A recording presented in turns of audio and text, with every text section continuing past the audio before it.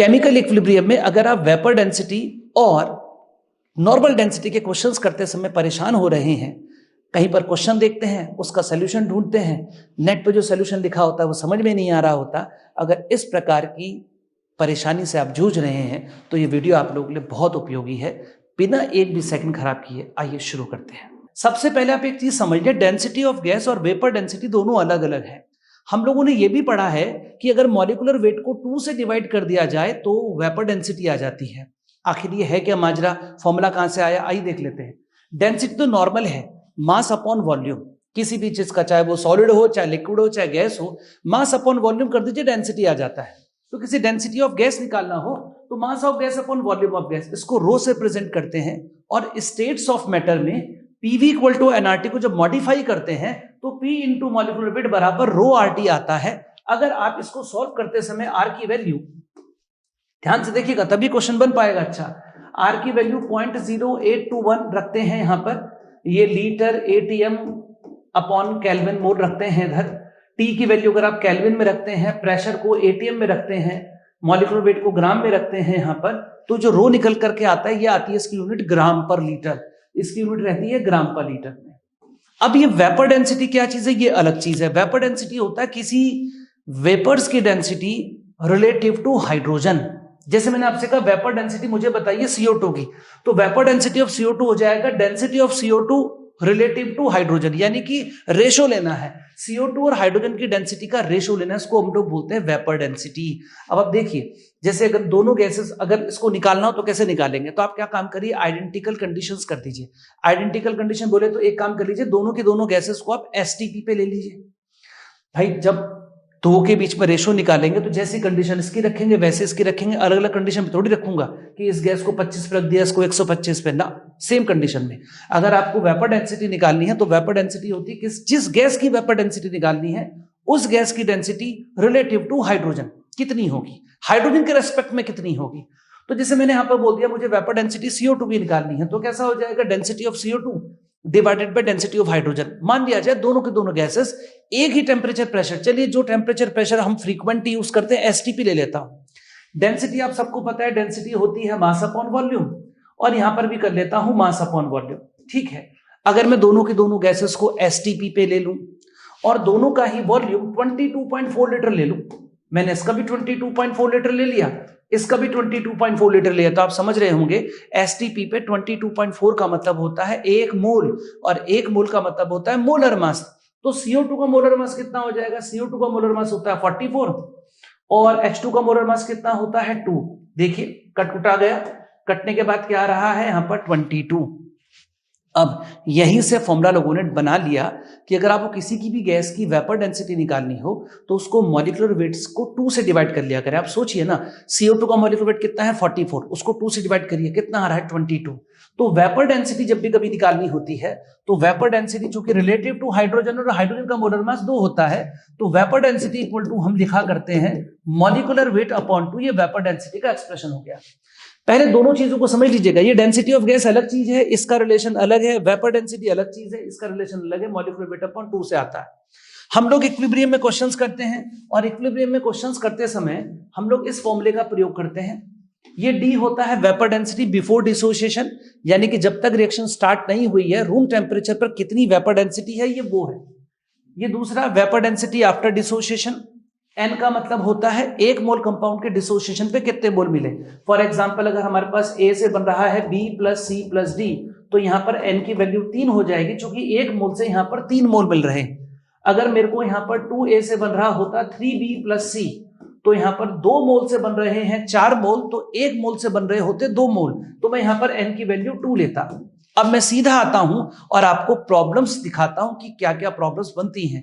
यहां पर जिन प्रॉब्लम्स को मैं सॉल्व करने के लिए जा रहा हूं वो प्रॉब्लम्स अलग अलग बुक्स में लिखी हुई हैं। ऑब्वियस सी बात है, एन अवस्थी में से ली गई प्रॉब्लम्स हैं। सोल्यूशन आप अलग अलग इंटरनेट वगैरह पे देखते हैं तो सब लोग अपने अपने हिसाब से, किसी ने 2 लाइन में सोल्यूशन कर दिया, किसी ने अलग तरीके से सोल्यूशन कर रखा है। मोस्टली सोल्यूशंस एक जैसे ही दिखाई देते हैं सब जगह पर, उससे अलग हटके कुछ अलग टाइप के सॉल्यूशंस हम आपको यहाँ पर दिखाने जा रहे हैं ताकि आपकी समस्या का निदान हो सके। तो आप अगर चाहते हैं तो आइए शुरू करते हैं। देखो एक क्वेश्चन है, at 27 degree Celsius and 1 atm pressure N2O4 is 20% dissociation उसका हो रहा है इन NO2 के अंदर। What is the density of equilibrium mixture of N2O4 and NO2? मैं फिर कहूंगा, अगर आप इंटरनेट पे सॉल्यूशंस देखते हैं तो सभी ने एक ही पैटर्न से सॉल्व कर रखा है। ये जो सॉल्यूशन मैं आपको यहां दिखाने जा रहा हूं, ये सारे के सारे सॉल्यूशन नॉर्मल पैटर्न से एकदम हट करके हैं, एकदम अलग तरीके के सॉल्यूशन है। आइए देखो हुआ क्या। मेरे पास फॉर्मूला ये रहा, आपको पता है vapour density before dissociation, vapour density after dissociation. किसका डिसोसिएशन चल रहा है जनाब? N2O4 का। इसका मॉलिक्यूलर वेट निकाल लीजिए, मॉलिक्यूलर वेट हो गया 64, हो गया ऑक्सीजन का, नाइट्रोजन, दो नाइट्रोजन का 28 डिवाइडेड बाय 2 46। ये इसका वेपर डेंसिटी बिफोर डिसोसिएशन है, दिस इज कैपिटल D। ठीक है, ये रहा। अब मैंने क्या काम करा, हमको यहां पर सवाल में बोल रखा था 20% डिसोसिएशन, रख दिया मैंने 20% डिसोसिएशन, मतलब अल्फा बराबर 0.2 रख लिया। मेरे पास छोटे d की वैल्यू आ गई 30.88। अब यहां पर जो आपसे पूछ रहा है what is the density of equilibrium mixture, तो पहले तो क्लियर रहे, ये वेपर डेंसिटी नहीं पूछ रहा है, ये डेंसिटी पूछ रहा है। जबकि ये जो भी आपने निकाला दिस इज वेपर डेंसिटी, ये d निकला है, मुझे निकालनी है डेंसिटी। तो ये वेपर डेंसिटी है, ये वेपर डेंसिटी किसकी है? डिसोसिएशन के बाद की है। डिसोसिएशन के बाद क्या क्या बन चुका है? डिसोसिएशन के बाद N2O4 और NO2 का मिक्सचर बन चुका है। N2O4 डिसोशिएट हुआ होगा, आप समझ रहे ना बात को। N2O4 डिसोशिएट हुआ होगा, किस में डिसोशिएट हुआ होगा? 2NO2 में। तो इक्विलिब्रियम पर तो दोनों ही कंपोनेंट रहेंगे, उन दोनों कंपोनेंट का जो मिक्सचर है, उस मिक्सचर की वेपर डेंसिटी है ये। अगर मैं आपसे इस मिक्सचर का मॉलिक्यूलर वेट पूछूं तो आप इस वेपर डेंसिटी को 2 से मल्टीप्लाई कर लीजिए, तो ये आ गया vapour density of gaseous mixture, this is 38.33। ये vapour density of gaseous mixture की वैल्यू है 38.33, 2 से मल्टीप्लाई कर लीजिए, ये आ गया इस मिक्सचर का मॉलिक्यूलर वेट। आपने अभी छोटा d निकाला था, जबकि सवाल में रो पूछा था। कैसे निकलेगा? P इंटू मॉलिक्यूलर वेट बराबर रो RT, रख लीजिए। P प्रेशर, प्रेशर सवाल में वही रखा गया है, 1 रखा गया है। तापमान 27 मतलब 300 रखा जाएगा। R की वैल्यू वही है, रो निकाल दीजिए, बस मॉलिक्यूलर वेट चेंज हुआ था। सॉल्व करेंगे 3.11 ग्राम पर लीटर। आप बुक्स वगैरह में देखेंगे थोड़ा अलग तरीके से लोग सॉल्व करते हैं, ये इसका ऐसा वर्जन है जो शायद आपको समझ में भी आ रहा होगा। एक और क्वेश्चन देखिए, COCl2 है, वो डिसोशिएट हो रहा है इस तरीके से 700 केल्विन पर। Density of the gases mixture is 1 at 1.16 atm is 1.16 gram per litre. पहले तो क्लियर रहे कि जो डेंसिटी है, this is density of gas, not vapour density. This is not small d, this is rho. मुझे small d निकालना है, ये रो है, मुझे स्मॉल d निकालना है। चलिए मैं क्या काम करता हूं, प्रेशर मॉलिक्यूलर वेट बराबर रो RT, प्रेशर 1.16, मॉलिक्यूलर वेट सब रख दिया हमने, मॉलिक्यूलर वेट आ गया 57.47। 700 केल्विन पर गर्म करने के बाद अब जो मिक्सचर है उसका मॉलिक्यूलर वेट है, देखो ना 700 केल्विन पे गर्म कर चुके होगे तो 700 केल्विन पर यार COCl2 होगा नहीं, वहां पर इतना गर्म कर दिया हो तो टूट फूट मच गई होगी। तो ये जो यहाँ पर आपका मॉलिक्यूलर वेट निकल करके आया है, ये मॉलिक्यूलर वेट इस पूरे मिक्सचर का COCl2 प्लस CO और Cl2 इन तीनों के मिक्सचर का निकल करके आया है। ठीक है, ये मॉलिक्यूलर वेट आ गया। यहां से अपन वेपर डेंसिटी निकाल सकते हैं। कैसे निकलेगी? वेपर डेंसिटी निकालने के लिए मोलर मास को आधा कर दीजिए, 28.735। अब आ जाइए अपने फॉर्मूले पे। सवाल में आपसे पूछा गया है, क्या पूछा गया था देख लीजिए, डिग्री ऑफ डिसोसिएशन पूछा हुआ। डिग्री ऑफ डिसोसिएशन का वेपर डेंसिटी के साथ रिलेशन ये है। छोटे वाला d ये मैं निकाल चुका हूं, छोटे वाला d। बड़े वाला d वो तो बड़ा आसान होता है, बड़ा वाला d का मतलब होता है नॉर्मल कंडीशन पर वेपर डेंसिटी, और नॉर्मल कंडीशन पर वेपर डेंसिटी का मतलब मॉलिक्यूलर वेट अपॉन 2।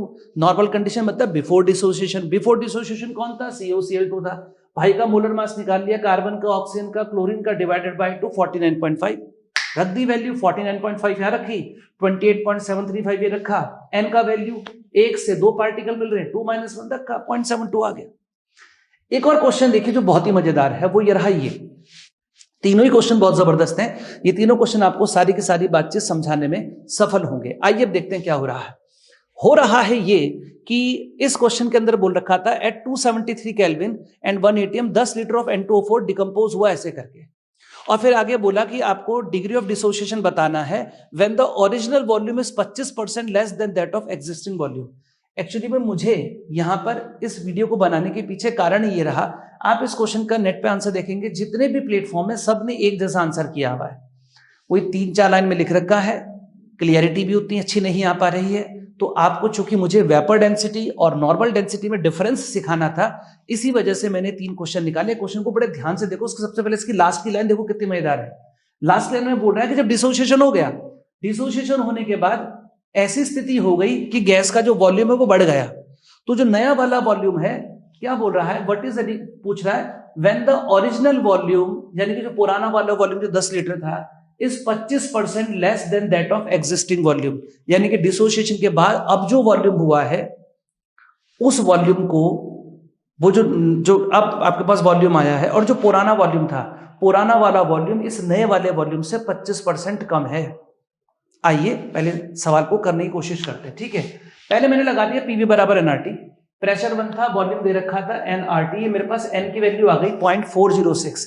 ये किसके मोल है 0.406? अभी तो डिसोसिएशन हुआ नहीं, स्टार्टिंग का मामला है। स्टार्टिंग अगर आप देखेंगे तो स्टार्टिंग में जो हमारे पास मोल है ये N2O4 के मोल है 0.406। देखो मैंने सेटिंग भी कर दी यहाँ पर 0.406 0 0.406 minus x other two x setting कर ली।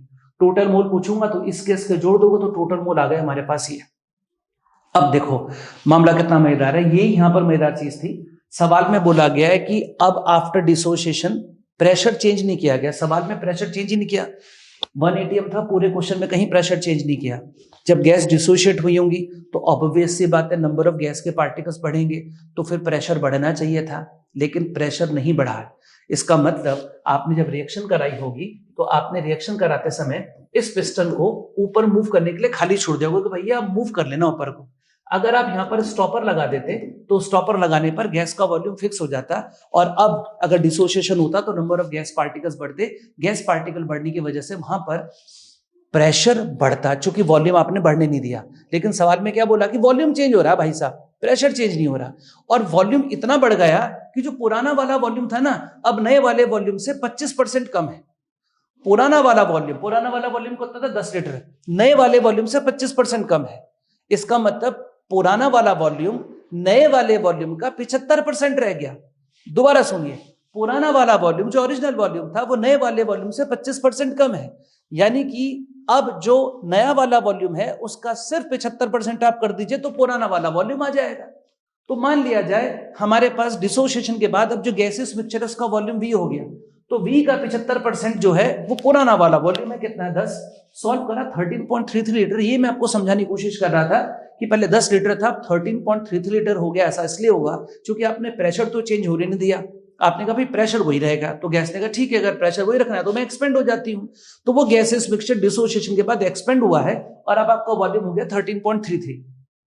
चलिए लिख दिया मैंने यहाँ पे, means after dissociation volume of gases mixture has been changed from 10 litre से इतना। अब दोबारा लगाइए PV equal to nRT, PV equal to nRT लगाइए तो प्रेशर वही है 1 atm, चेंज नहीं होना चाहिए। वॉल्यूम कितना था 13.33, एन मुझे देखना है कि कितने हो गए। तो मोल्स हमारे पास आफ्टर डिसोसिएशन 0.406 प्लस एक्स है, ये रहा यहाँ पर एक्स सॉल्व करके आया 0.1352। सवाल में पूछा था कितने परसेंट डिसोसिएशन हुआ महाराज, तो कितने परसेंट डिसोसिएशन हुआ उसको आगे देख लेते। कितने परसेंट हुआ, तो एक्स डिसोसिएट हुआ, इनिशियली कितना था 0.406, तो एक्स 0.1352, 0.406 सॉल्व किया 33.33%। आप अगर इन क्वेश्चंस के सॉल्यूशंस अगर नेट पर देखेंगे तो अलग तरीके से लोगों ने कर रखे हैं। नो डाउट दिखने में तो छोटे लग रहे हैं लेकिन वो इतने सुंदर एक्सप्लेन्ड नहीं है। तो मुझे उम्मीद है कि अगर आप इनको देखेंगे और समझेंगे तो आपको यहाँ पर वेपर डेंसिटी और नॉर्मल डेंसिटी में डिफरेंस समझ में आया होगा और ये वीडियो आप लोगों के लिए बहुत उपयोगी रही होगी। नमस्कार।